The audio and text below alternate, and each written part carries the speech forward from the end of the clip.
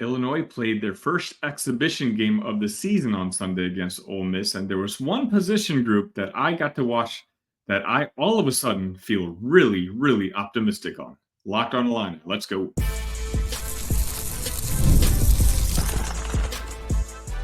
You are Locked On Illini, your daily podcast on the Illinois Fighting Illini. Part of the Locked On Podcast Network, your team every day. Welcome back to the Monday morning edition of Locked On Illini. Thank you for making us your first listen and watch every single day. Simple reminder, if you'd like to support the program, you can find us on your favorite audio platform or right here on YouTube. Just do a search for Locked On Illini. Before we get started, just hit that like button, hit that subscribe button. Let's continue to get some positive momentum going into a very important Minnesota football game that's going to be happening on Saturday. Today's episode is brought to you by FanDuel. Place your first $5 bet and you'll get started with $150 in bonus bets guaranteed. Visit FanDuel.com to get started. Okay, so let's be honest here. Let's be real with each other. That game on Sunday between the Illinois men's basketball team and the Ole Miss basketball team didn't go the way that a lot of us probably hoped. Not that the final result was all that important ultimately, and especially for those of you who watched my preview episode on Friday, I made that very clear that I didn't really care what the final score was. But for me, it was more important to see what kind of personnel we had on the court, what kind of starting lineup we had, Tomislav Ivisic and how much he was going to play. But it would have been nicer to at least compete a little bit more, at least from a fan perspective, right? The season's about to start in a little over a week. You kind of want to get hyped up about this team, which, let's be honest, we know very little about. It's a very big roster turnover. You're talking about 9 to 10 new guys on this basketball team, and we don't know whether we should be optimistic or whether we should be a little bit more humble in what our expectations are this season. And quite honestly, we're not the only ones who don't know. A lot of the experts don't seem to know. I've seen some people predict Illinois to win the Big Ten Conference this year, but I've also seen them finish as low as 7th in some of these preseason rankings. So who are these Illini? We don't know, and obviously we're probably not going to probably find out until the season gets started. But I feel a little more optimistic and a little bit better about a certain position group that I watched against Ole Miss on Sunday, and that is the big man position. I talked about this with Alex from Armchair Illini immediately in the postgame. Tomislav Ivisic was arguably our best player on the court against Ole Miss on Sunday, and that is very important because we know we have talent on the wings between Ty Rogers, between Will Riley, Kasparis. I can go on and on. Trey White.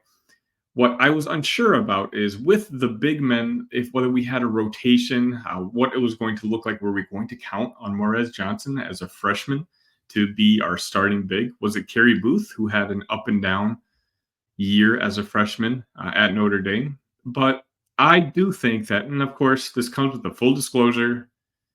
Roll your eyes. We don't know what's going to happen with the NCAA and whether or not they're going to allow Tomislav Ivisic to be eligible to play right at the beginning of the season. I'm going to go with the presumption that if they okayed him playing against Ole Miss on Sunday, then the final approval for the season can't be that far off. Now, whether that means he's going to be eligible to play the very first game against Eastern Illinois, that I don't know. But my hopes is that he will be able to get in at least a game or two before that all-important game against Alabama, where we're certainly going to need him. But this morning, I kind of wanted to talk about that center position in general. With Tomislav Ivisic, you saw what I guess maybe I was very shocked. I knew he was a talented basketball player, but I didn't realize how soft his touch was around the rim. And he's something that this Illinois team has missed since, essentially Kofi Cockburn when it comes to just his pure, brutal, big physical size. Last year, our favorite Illini, poor Coleman Hawkins was basically the scapegoat when it came to playing against defenses with talented big men. He was put on an island. You let the opposing big man take it down on him and pray for Coleman, essentially. Just hope that he could handle business, which more often than not, he was not able to. But to no fault of his own, he just wasn't quite big enough. He's a 4 in today's modern offense who we asked to play the 5 position. We won't have that issue with Tomislav Ivisic. I think Tomislav, if he can continue playing how he did on Sunday and carry that into the season and carry that into the Big Ten season, I think we have a potential all Big Ten player in Tomislav. And that's going to be very important. Keep in mind, he's an older player. This team is very young, and you saw how young we were on Sunday. It seemed like a lot of these kids just got a little bit overwhelmed by the experience on the other side. Ole Miss was not only just a more experienced basketball team, but they were bigger physically. They look like they're on a different level than this Illini team, which is just going to happen this year because this Illinois team is so young. But Tomislav looked like he belonged. If Tomislav is your starting center this season, and you can count on Morez Johnson, who himself had a very strong and promising game, to come in off the bench and provide that energy, provide that rebound. What I saw from Morez Johnson on Sunday is kind of what I suspected. He's a very talented basketball player. I just don't know if he's ready to have a major role on a college basketball team right off the bat. I think Morez Johnson could be a sort of super sub on this year's basketball team, a guy who kind of gives you something that Tomislav doesn't. You're talking about pure athleticism, just a lot of hustle. The guy is one of the best rebounders in the country, and he was one of the best rebounders in the country as a high schooler. And that's just a part of his game, which I do think will translate to the college basketball level. But on the other hand, I also foresee that there's going to be a lot of games where he gets into foul trouble early. That's no fault of his. That's just what happens when big men join the Big Ten Conference. This is a very physical league, and this league has a very big, talented batch of big men this upcoming season. And Morez Johnson, if he's able to come in and play 15 minutes, 20 minutes a game, I think that's ideal, not just for the Illini, but also for Morez. But we also know Morez also has his limitations when it comes to the offensive side. I think right now he's more of a hustle and D-up type of player. Insert Carey Booth. Carey Booth also has the size, and he's more of a finesse player, a guy who can hit the occasional three-pointer, who has more of an offensive game. He comes from NBA pedigree. We have 3 big men between Ivisic, Morez Johnson, and Carey Booth who kind of all complement each other. And that's something we don't really have at the other positions, including the wing position, which is clearly the most talented group that we have. And again, I know this comes with the idea that the NCAA smartens up and lets Ivisic play sooner rather than later. But I'm curious on your guys' thoughts. What do you think of that big man rotation that we now have at the 5? I think that might be the best rotation at the 5 spot we've had in a few years now. Certainly better than the last 2 years. And basically you're thinking back to the Kofi years. But you're talking about not only a guy who right now is a good Big Ten player, but we also have a guy who could be a future star in the Big Ten. And the third guy is a potential NBA draft pick. I think that sets Brad Underwood and the Illini up to be in pretty good shape when it comes to the center position for the foreseeable future.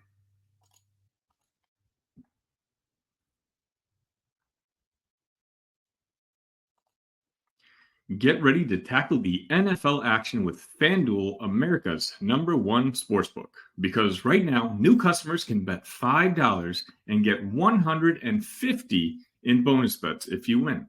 The FanDuel Sportsbook app gives you everything you need to place live bets on the NFL all in one place. So when you get a hunch in the middle of the game, you can check out the latest stats, view live play-by-play, and so much more on the same page where you place your bets. Just visit FanDuel.com to join today, and you'll get started with $150 in bonus bets if you win your first $5 bet. That's FanDuel.com. Never waste a hunch and make every moment more.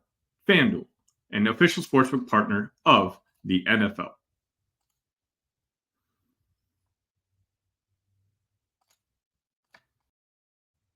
Obviously, it wasn't a very good weekend to be an Illini fan, between the basketball team not performing to some people's expectations on Sunday, and then that drubbing we took on against the Oregon Ducks on Saturday.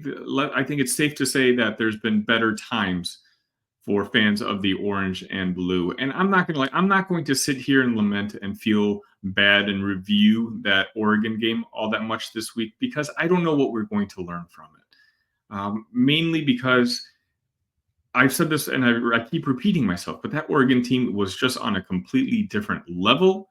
And if I go over this tape like I have every week with these other games and these other teams, I just don't know if there's any areas of improvement that I'm going to find when just the talent was so stacked on one side compared to the other. So my focus is that I'm going to move straight on to Minnesota on Saturday, because I don't know if fans understand just how important this game is going to be. I'm not going to be a drama queen here and say that this Minnesota game is the most important one of the season, because you guys will call me out on it. I may have said that about the Kansas game. I may have said that about the Penn State game, the Michigan game, certainly. But I'm very genuine when I say that this is a very important football game. Minnesota opened up as an underdog of 2.5 points, I think, on Saturday. So Illinois, being at home, opened up as the favorite. As of this recording, Minnesota has become the favorite by 1.5 points.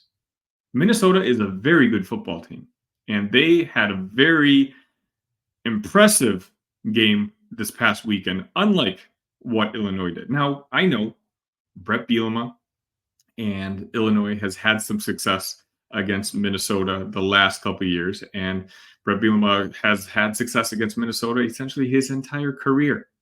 But I've always said, and I said this in the beginning, the season preview episode of Locked On Illini, that what I'm always worried about is Illinois is going to lose a game that many of us think that they should win.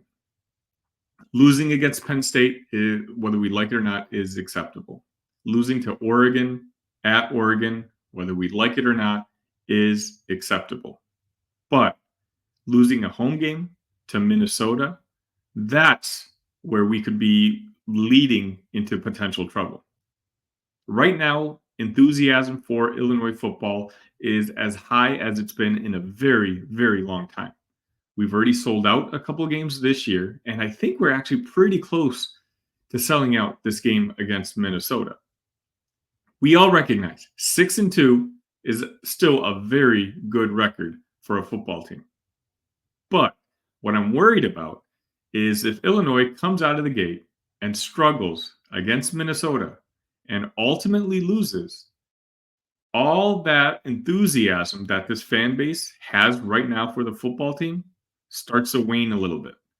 A lot of the panic from the, quote, smarter football fans who may all of a sudden be thinking about the start that we had 2 years ago, where we started off 7-1 and finished the season 8-5. Those fans might start panicking and start thinking that, oh, this is the Illini being the Illini again. We're not a very good football team. Here we go. Start stumbling again. And all of a sudden, the mood, which right now, honestly, even after this Oregon game, I would say is a very optimistic one, well, things start to change a little bit. I'm really going to be paying attention to the coaching staff this week for this game, because I think Bret has to recognize the same thing that I'm pointing out right now. This game is extremely important because we have 2 games left at home. forget the idea of, hey, let's finish the season undefeated at home. Right now, we just need to focus on the one game ahead of us. I would argue that this game against Minnesota is the toughest game remaining on our schedule. Again, Minnesota may have stumbled out of the gate when it comes to the season, but they've really turned things around. And the Minnesota fans that I'm interacting with, none of them are surprised by the fact that Minnesota is now favored in a game in Champaign. Now, I would have understood that a couple seasons ago when Illinois was one of the worst teams in the Big Ten. But in some sort of way, I do feel like we should be offended by this. And the coaching staff should be bringing this up to the players in the locker room. Now, does Vegas know inside information the rest of us don't? I haven't gotten any feedback on Pat Bryant yet, whether his eligibility to play on Saturday. Is he going to go through some sort of concussion protocol? Is it a different issue? I don't know. Obviously, we're going to need him for a game on Saturday. But even if we don't, I'm excited for the younger players to step up and be given a chance to play a meaningful Big Ten game. Luke Altmaier, let's be honest, and hand up, I've been one of his biggest promoters on the YouTube platform for almost a year now. But he's thrown up a couple stinkers the last couple of games. The excuses were there. Michigan's a very tough football team. Oregon is arguably, in my opinion, not arguably, the best football team in the entire country. But if Luke Altmaier is the quarterback that I think he is, that I've been saying he is all season long, we need him to step up and win this game for us on Saturday, especially with Pat Bryant's questionable whether he's playing or not.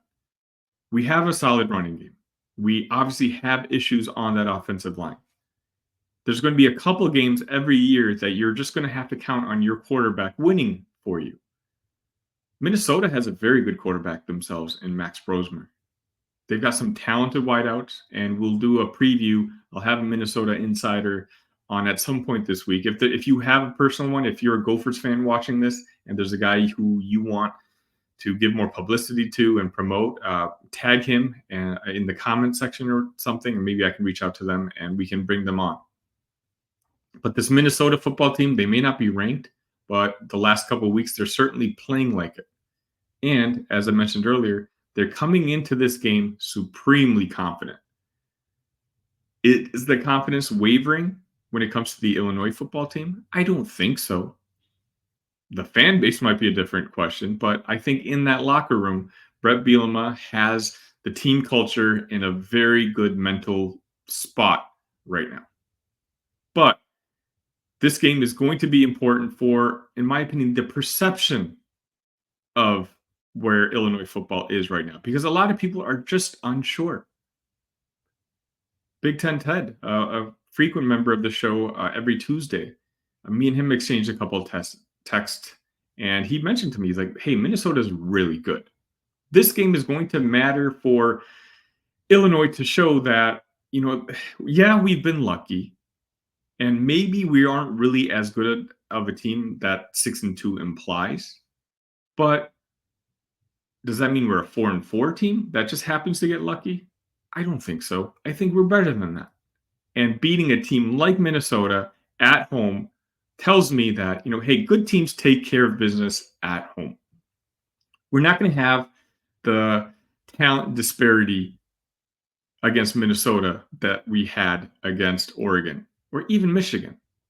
Bret Bielema and Illinois, I've talked about this all season long.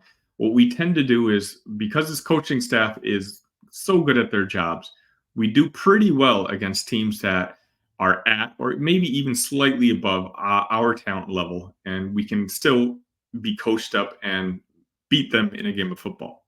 Minnesota is right in that target area. This is a game where I think Illinois should be favored by a field goal.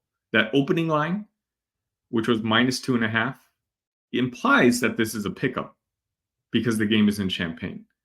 If Illinois wants to change the perception of who they are as a football program, not only nationally, but amongst their fan base, a fan base who I think this could be a make or break game for. Let's be honest. If we lose to Minnesota on Saturday, a lot of that enthusiasm is going to start shifting over to the basketball side. Illinois, first and foremost, is a basketball-first school. And that's where the alums, that's where the students get more excited talking about. But we have a very good football team, ladies and gentlemen. And I'm sincerely hoping that we're able to show up on Saturday, and especially if we have an impressive victory on Saturday, that the fans will keep showing up. Us as Illinois fans, and now, some of us have been fans for longer than others, we know the idea of winning 8, 9, or maybe even 10 games is not a very frequent occurrence when it comes to the football team. This has the potential to be a very special season for Bret Bielema and the crew. But my hope is the fan base is there to celebrate it and acknowledge it, because it's that enthusiasm that's going to build a culture around this football program that recruits will see, that people who could play for us down the line will experience. And that's what's going to be most important for our Illinois football team to continue to grow and improve moving forward.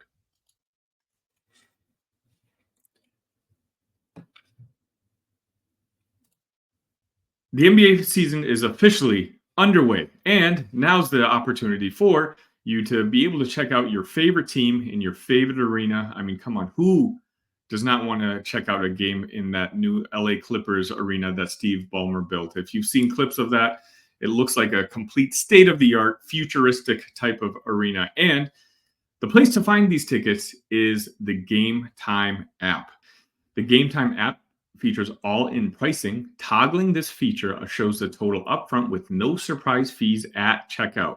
Seat views. You get a panoramic view from your seat in the app before you buy, so you'll know exactly what it looks like when you purchase the seat.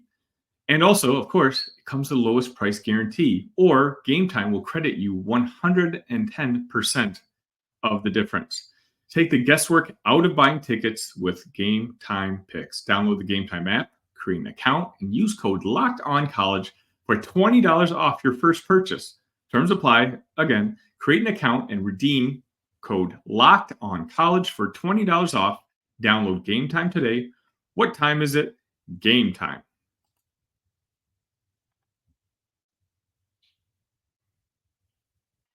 And that's going to wrap it up for this edition of Locked On Illini. On your way out, if you don't mind, go and check to see right there in that little corner if you're subscribed to this channel. Over the weekend, we hit the magical 1,400 mark. And again, this channel is less than 6 months old. It's an incredible feat for not just me, but for you guys. The support that you guys are showing means a lot. If you're on the audio side, thank you so much. I do have one favor. If you're listening to this on Spotify or Apple Podcasts, whatever it might be, please leave me a 5-star review. We don't have many of them.